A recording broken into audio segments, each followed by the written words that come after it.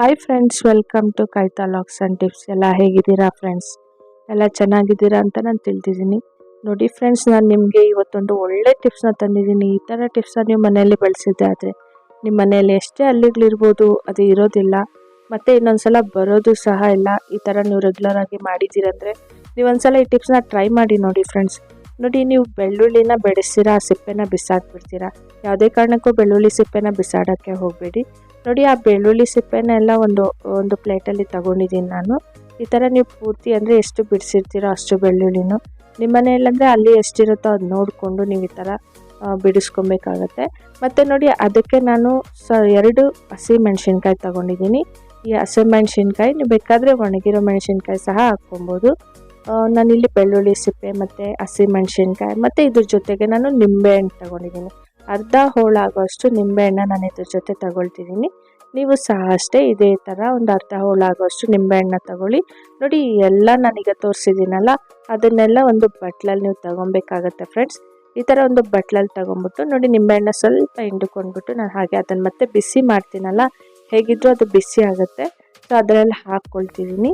ಇದೇ ಥರ ನೀವು ಒಂದು ಬಟ್ಲಲ್ಲಿ ನಿಂಬೆಹಣ್ಣು ಮತ್ತು ಬೆಳ್ಳುಳ್ಳಿ ಹೊಟ್ಟು ಆಗ್ಬೋದು ಅಥವಾ ಮೆಣಸಿನ್ಕಾಯಿ ಇದೆಲ್ಲ ಒಂದು ಬಟ್ಲಲ್ಲಿ ಹಾಕ್ಕೊಂಬಿಟ್ಟು ಮತ್ತು ನೋಡಿ, ನಾನು ಅದಕ್ಕೆ ಸ್ವಲ್ಪ ನೀರು ಸೇರಿಸ್ಕೊಳ್ತೀನಿ.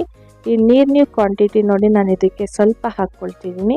ಇದೇ ಥರ ನೀವು ಜಾಸ್ತಿ ಬೇಕಾದರೂ ಹಾಕ್ಕೋಬೋದು. ಅಂದರೆ ನಿಮ್ಮ ಮನೆಯಲ್ಲಿ ಅಲ್ಲಿ ಅಥವಾ ಎಷ್ಟಿದೆ ಅಂತ ನೋಡಿಕೊಂಡು ಆ ಥರ ನೀವು ಹಾಕೋದ್ರಿಂದ ನೋಡಿ, ಹಾಕ್ಬಿಟ್ಟು ಅದನ್ನು ಚೆನ್ನಾಗಿ ಕುದಿಸ್ಬೇಕಾಗತ್ತೆ ಫ್ರೆಂಡ್ಸ್. ನಾನು ನಿಮಗೆ ತೋರಿಸಿದ್ದೀನಲ್ಲ, ಈ 3 ಸ್ಮೆಲ್ ಅಂದರೆ ಅದಕ್ಕೆ ಆಗೋದಿಲ್ಲ. ಅಲ್ಲಿಗೆ ನಾವು ಈ ಥರ ಏನಾದರೂ ಸ್ಪ್ರೇ ಮಾಡಿದ್ವಿ ಅಂದರೆ ಬಿಸಿ ಮಾಡಿ ಮತ್ತು ಅದನ್ನ ಶೋಧಿಸ್ಕೊಂಡಿರೋ ನೀರು ಜೊತೆ ನಾನು ಮತ್ತೆ ಒಂದು ಇಂಗ್ರೀಡಿಯೆಂಟ್ ಹಾಕ್ತೀನಿ. ಅದನ್ನು ಹಾಕಿ ನೀವೇನಾದರೂ ಈ ಥರ ಸ್ಪ್ರೇ ಮಾಡಿದ್ದೀರಂದರೆ ನೋಡಿ, ನಿಮ್ಮ ಮನೆಯಲ್ಲಿ ಒಂದು ಹಲ್ಲಿ ಸಹ ಇರೋದಿಲ್ಲ ಮತ್ತು ಚಿಕ್ಕ ಚಿಕ್ಕ ಹುಳ ಏನೇ ಇದ್ರೂ ಇರೋದಿಲ್ಲ. ಸೊಳ್ಳೆಗಳು ಅಷ್ಟೇ ಬರೋದಿಲ್ಲ ಫ್ರೆಂಡ್ಸ್. ಒಂದ್ಸಲ ನೀವು ಟ್ರೈ ಮಾಡಿ ನೋಡಿ. ನಾನು ಇದನ್ನು ಚೆನ್ನಾಗಿ ಕುದಿಸ್ಕೊಳ್ತೀನಿ. ಇದೇ ಥರ ನೀವು ಚೆನ್ನಾಗಿ ಕುದಿಸ್ಕೊಬೇಕಾಗತ್ತೆ ಫ್ರೆಂಡ್ಸ್. ಕುದಿಸಿದ್ದಾದಮೇಲೆ ನೀವೇನು ಮಾಡಬೇಕಂತ ನಾನು ನಿಮಗೆ ತೋರಿಸ್ಕೊಡ್ತೀನಿ. ನೋಡಿ, ನಾನು ಅಂದರೆ ನೀವು ಹೈ ಫ್ಲೇಮಲ್ಲಾದರೂ ಬಿಸಿ ಮಾಡ್ಬೋದು ಅಥವಾ ಲೋ ಫ್ಲೇಮ್ ಆದರೂ ಬಿಸಿ ಮಾಡಿ.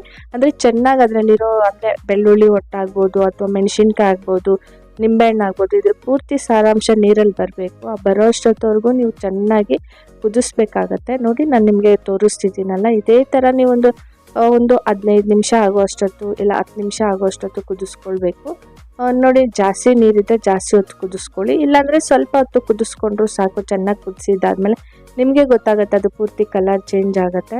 ಅಂದರೆ ಅದರಲ್ಲಿರೋ ಪೂರ್ತಿ ಸಾರಾಂಶ ಎಲ್ಲ ಅದರಲ್ಲಿ ಬಂದುಬಿಟ್ಟಿರುತ್ತೆ. ಅಷ್ಟಾದಮೇಲೆ ನೀವು ಸ್ವಲ್ಪ ಹೊತ್ತು ಹಾಗೆ ತಣ್ಣಗಾಗೋಕ್ಕೆ ಬಿಟ್ಬಿಡಿ ಫ್ರೆಂಡ್ಸ್. ನೋಡಿ, ಈ ಥರ ಕುದಿಸ್ತಿದ್ದೀನಲ್ಲ, ಅದೇ ಥರ ನೀವು ಕುದಿಸ್ಕೊಂಬಿಟ್ಟು ನೋಡಿ, ಸ್ವಲ್ಪ ಹೊತ್ತು ತಣ್ಣಗಾಗಬೇಕು. ಅಂದರೆ ನೀವು ಬಿಸಿ ಬಿಸಿ ಸ್ಪ್ರೇ ಬಾಟ್ಲಲ್ಲಿ ಹಾಕಿ ಸ್ಪ್ರೇ ಮಾಡೋಕ್ಕಾಗಲ್ಲಲ್ವ, ಅದಕ್ಕೋಸ್ಕರ ನೀವು ಸ್ವಲ್ಪ ಹೊತ್ತು ತಣ್ಣಗಾಗೋಕ್ಕೆ ಹಾಗೆ ಬಿಟ್ಟಿದ್ದಾದಮೇಲೆ ನೀವೇನು ಮಾಡಬೇಕಂತ ನಾನು ನಿಮಗೆ ತೋರಿಸ್ಕೊಡ್ತೀನಿ. ಇದರಲ್ಲಿ ಮೈನ್ ಇಂಗ್ರೀಡಿಯೆಂಟ್ ಮತ್ತೆ ಬಳಸ್ತೀನಲ್ಲ, ಆ ಥರ ನೀವು ಬಳಸಿ ನೀವೇನಾದರೂ ಮಾಡಿದ್ದೀರಂದರೆ ನಿಮ್ಮ ಮನೆಯಲ್ಲಿ ಎಷ್ಟೇ ಅದ್ರ ಸ್ಮೆಲ್ಗೆ ಜಿರಳೆಗಳು ಸಹ ಬರೋದಿಲ್ಲ. ಒಂದ್ಸಲ ನೀವು ಟ್ರೈ ಮಾಡಿ ನೋಡಿ. ಎಲ್ಲೇ ಗೋಡೆಗಳ ಮೇಲೆ ಆಗ್ಬೋದು, ನೀವು ಎಲ್ಲೆಲ್ಲಿ ನಿಮಗೆ ಜಾಸ್ತಿ ಅಲ್ಲಿ ಬರುತ್ತೆ ಅನಿಸುತ್ತೋ ಅಲ್ಲೆಲ್ಲ ನೀವು ಇದನ್ನು ಸ್ಪ್ರೇ ಮಾಡಬೇಕಾಗತ್ತೆ ಫ್ರೆಂಡ್ಸ್. ನೋಡಿ, ನಾನು ಇದನ್ನು ಒಂದು ಬಟ್ಲಲ್ಲಿ ಶೋಧಿಸ್ಕೊಳ್ತಿದ್ದೀನಿ.